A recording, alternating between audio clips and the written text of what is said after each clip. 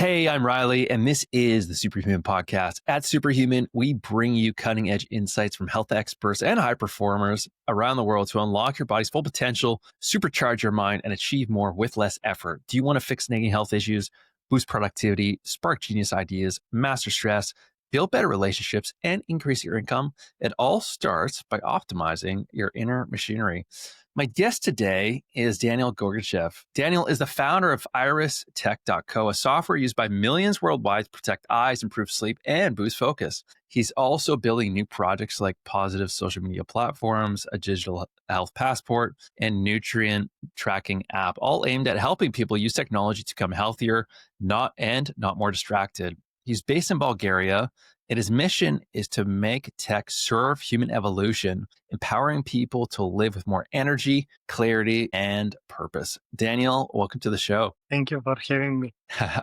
It's really cool to have you on because you definitely seem like a polymath type who has done a lot of things, who is inventing a lot of things for humanity. And it seems, we definitely have some people on the podcast that are like this, who are like the inventor types, the Elon Musk kind of the way their mind works, who's trying to help improve humanity. And that is so cool. So it's great to have you on the show. And I'm very curious, what inspired you to build technology in the first place to help people improve their health and performance instead of just trying to capture attention like most apps do these days? Well, I started my professional life as a programmer. And because in my workplace, there was a lot of bad lighting with two monitors constantly glowing into your eyes and bad lighting and stuff like this. So I had a lot of eye pain. This is back at 2015. So I had a lot of eye pain. Sorry, not back pain. I had a lot of eye pain back there, and I needed something to not feel so much eye pain. And there was a couple of solutions back then. One was to just stay out of the screen, but you need to be on the screen. And not possible. It's how I started researching blue light and pulse width modulation and stuff like this. Very cool. And it's interesting. I feel like it's an extension of the other stuff you've done. It's a problem you had for yourself. So you're going to design a solution for yourself, which then turns into helping other people too. So that's very interesting. And for those who haven't heard it, what exactly does IrisTech do? And what platform platform too could be? What problem were you trying to solve when you created it in the first place, besides just yourself? Well, the short explanation is that it makes your screen look orange. But this orange screen is actually, it reduces the blue light, one of the things. And the second thing, because both monitors work with something called pulse width modulation, which is really fast turning of the backlight on and off. And your iris starts to do things like this, and which is bad for your eye health. It's like going to the gym and constantly pumping biceps, and you will start to feel some pain after some time you do this. Yeah. And that's interesting. And how, like, there's a few things like on the market, like each device has their own, there's like f-dot flux. What makes IrisTech different? Because I definitely noticed a difference and how it's superior over these other softwares too. Well, today we take it for granted, the night shift and this stuff like this, but it's actually a little thank to me because I made this popular and to other biohackers back in 2016, I think, which we started to talk a lot of blue light, and we wanted to integrate apps into iOS, Android, and all the devices. But then the platforms decided that they will do this, and this is how Night Shift came to be, basically. Very, very interesting. And you guys don't just turn the screen orange, but it's also the screen flickering, right? Like there's a lot happening in the background that's invisible that we don't realize, even in the daytime. And IrisTech has different modes of like health mode, sleep mode, gaming mode. And it's great to just let it run in the background or manually set it myself with whatever I need. So I definitely recommend anybody check it out because it's honestly like I work with a lot of clients around the world.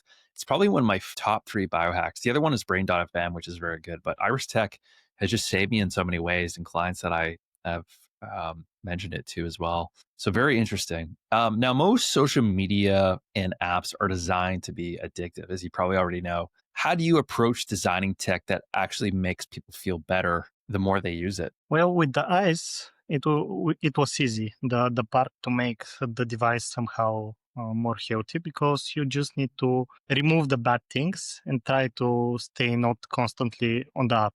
And we do this really perfectly on Windows, for example. Prompt thumbs up to them for not kicking us from the API and the platform, because, for example, I really want to make it the best thing for iOS and Android also, but before 6 years, they closed this API and you cannot make it. I want, but I cannot make it. No. So That's too you're bad. stuck with night shift, I guess. And yeah, you just try to, the first thing is to try to remove the bad thing happening. Actually, is this recording on the cloud, or it's on my device, because I get a notification that I have a low storage? Do I need some storage? No, it should be okay.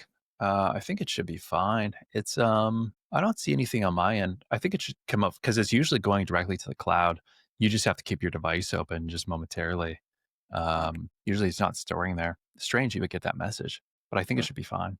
Okay. So first thing is remove the bad things, and second thing is make more of the good things. And that's the whole thing, right? You just have to remove the bad, introduce the good. I mean, it's really that simple. I think people can tend to overcomplicate it sometimes. Now, you had mentioned new projects. Well, like the third thing is actually the founder of the addictive thing needs to think about humanity more, because for example, like the platforms, if iOS doesn't want something healthy, you cannot make it. What can you do to make the iPhone healthy? And if you're constantly using this device, you cannot do anything. Yeah, that's too bad, because like I have Android myself, and a lot of iPhone users, yeah, like there's Twilight, there's other ones, but yeah, it'd just be amazing if IrisTech could be on these devices. I have clients who use it on the computer, and one of the top questions they ask me is, I can't find this on my device. Does it exist? But there's your answer. So we want, but we cannot make it. Yeah. And all the other developers of Twilight and I'm not sure, Flux and stuff like this. Actually, Flux was first in the battle, and they kicked Flux from iOS. Yeah. That's too bad. Now, you mentioned like some of these new products, like your positive social media, digital health passport. How do these sort of connect with your bigger mission of improving, human well-being through tech? Because that's a very interesting purpose you have. Well, at least in my country, in Bulgaria, we have a free speech problem, because when you try to push something to social media, you get somehow of a shadow ban. For example, I have in LinkedIn like 30,000 followers, but my post got to 50 people. Yeah. And I'm shadow banned because I was a little bit against the transition in Bulgaria from our national currency to euro. Yeah. And this is why I don't have reach right now. And this is how I started to think about the social media. Actually, it's a really new project. It's only 1 month, I think. And we're just starting to getting traction. Wow, that's actually so exciting. Do you feel like as an entrepreneur, you were born to be an entrepreneur, or were you turned into one, or do you think it was a combination of both? Well, the first thing is that I hate to stand up early, to wake up early. And you need to wake up early if you have a regular job. So for me, it was this was the reason. I needed to control somehow my own time. I'm a workaholic, but I like to work during the night. And do certain people inspire you, like Elon Musk, Pavel Durov, the founder and CEO of Telegram? Like, do these guys give you motivation too? Yes, I really wanted to be rich when I was young. I'm from a poor country, and I remember how I was reading 2 or 3 times the autobiography of Steve Jobs, and read a lot of times the 4-hour work week of Tim Ferriss, and all the positive role models for the startup culture. I was also part of some local pre-accelerators, which is a place where people connect with people who want to make business, connect with each other. Very interesting. Yeah, I mean, I think for any business, profits, definitely a big part of it. But with you, it seems you're driven more by purpose than profit. What's like the deeper motivation behind all of this for you? I don't know the word in English, but in Bulgaria, it's idealist. So. Oh, yeah.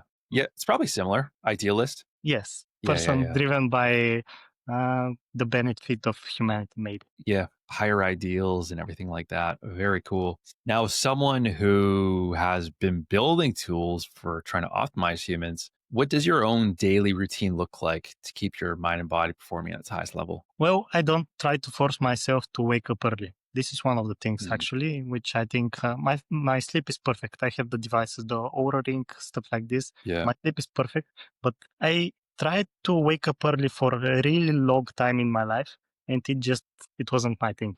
So when I Mhm. just let my body tell me what to do, I started to be a lot better. Very interesting. Yeah, it's cool how your story. Everybody has a different and interesting story. How they begin in this, what motivates them. Some people are just driven by profit, but it's very fascinating. Do you read besides the tech? Do you read a lot of books on autobiographies of maybe tech founders throughout your journey? Yes, I read a lot of books right now. Mm, From the last couple of years, I didn't read them, but reading books helped me. Right now, I tell yeah, people that you don't need books, just do it.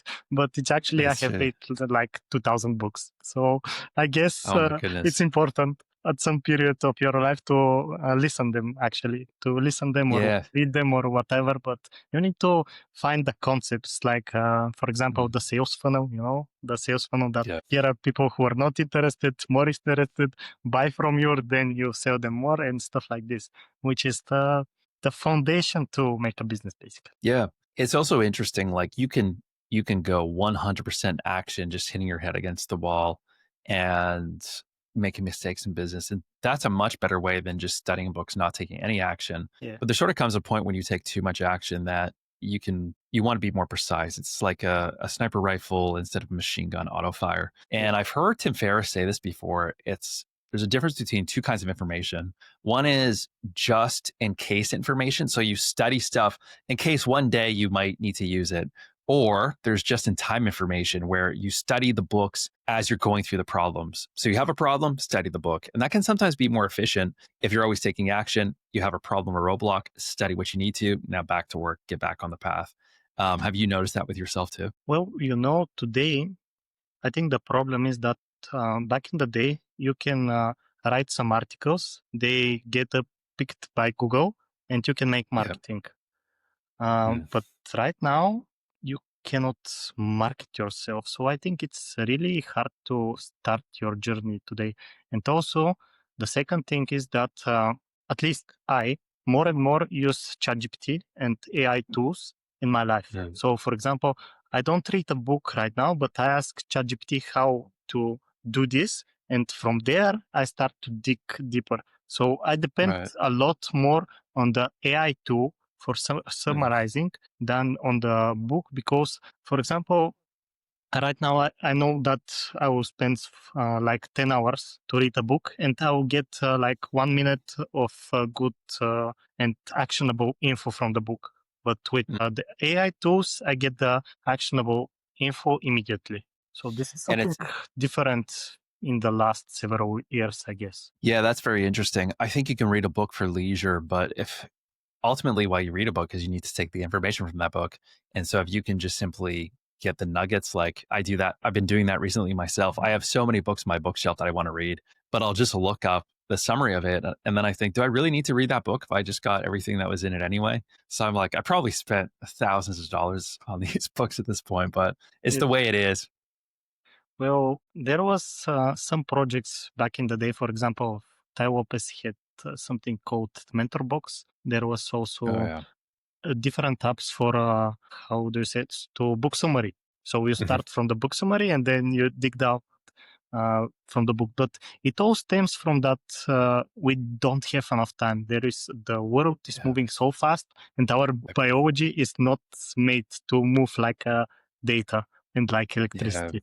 So we are really slow as people, Yeah. and I don't know. It's a complex problem. I do my best to find solutions. Yeah, absolutely.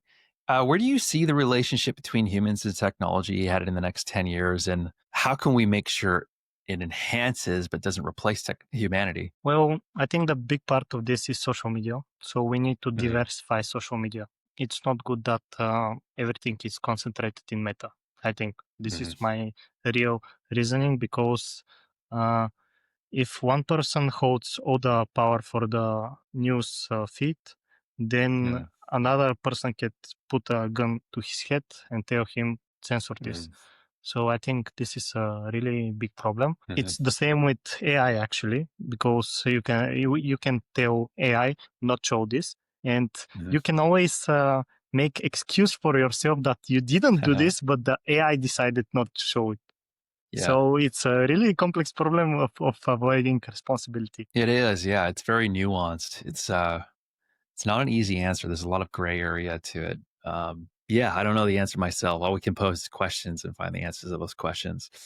I guess the other thing I was curious about is if you could redesign how people interact with technology, let's say from scratch, what would that look like and what kind of world would you want to create through it? Well, I think the best world is without technology, but we can't go back. Yeah. It's that simple.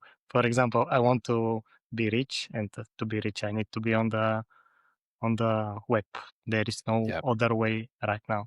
For example, I cannot just make a painting or just program some stuff.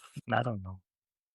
You sort of have to Maybe in a adapt. different life, I wouldn't be a programmer, but I will be some builder or make something beautiful. But in this life, this is the way to have a good and comfortable life. At least Yeah. for now. Maybe in the future, not sure. Anything can change. It's going to be interesting. It's like the intersection between technology, AI, but also nature and also humanity, and where all of those come together. And there was a guy named Jason Silva. He did this thing called Shots of Awe, and his book came out. It was called Sacred Derangement, and it's really cool for anybody interested. But it's kind of the intersection of it all. He has an optimistic view on all of it. I think it's good to take different perspectives, but I read this recently and it was very interesting. So it's going to be interesting what the future holds, how it all collides together. Yes. Well, there was some tries to make the humanity function better.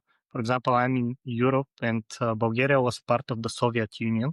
So Soviet Union had this idea of circle cities, where in your city you have everything you need. So there is different city designs. Right now in the world, the city design is a lot of people in a small area to have everything. And they experimented with small local communities. So this is something which maybe would be better for human functioning, I guess, but we cannot go back. For example, if I go to the forest, there is no one there. I want the social connection. That's You right. know, I can go there. I can stay there, but I want the social connection. And who wants to go with me? Are there a lot of people who want to live in the forest? Maybe no. Yeah, that's the interesting part. There's also something that's very cool called Japanese forest bathing. I think they call it Shinrin Yoku. And doctors prescribe it where their patients will walk in the forest for a period of time and helps cure their insomnia. I mean, Japan has beautiful forests, so who wouldn't want to go there?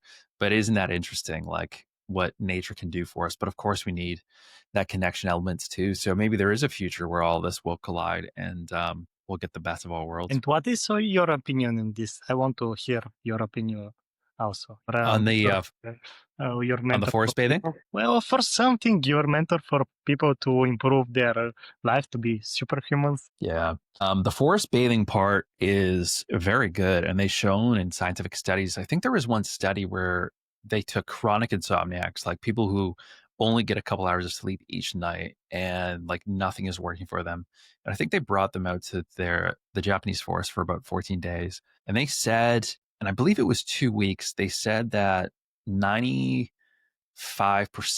of all people's insomnia went away while they were there. Even after they finished the forest bathing, it went away. Now, eventually, when they're around technology and the city life again, it would come back. But it's really amazing how much their symptoms improve, like dramatically, even after they've done medications and everything else. So there's definitely something to that. Now, not everybody has 2 weeks to take off of work and go do that, but we can incorporate at least elements of that into there.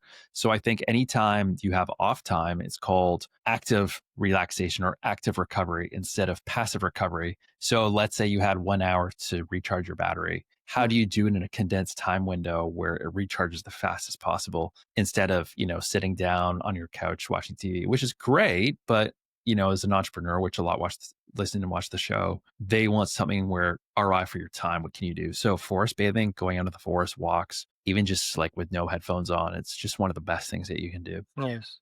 Yeah.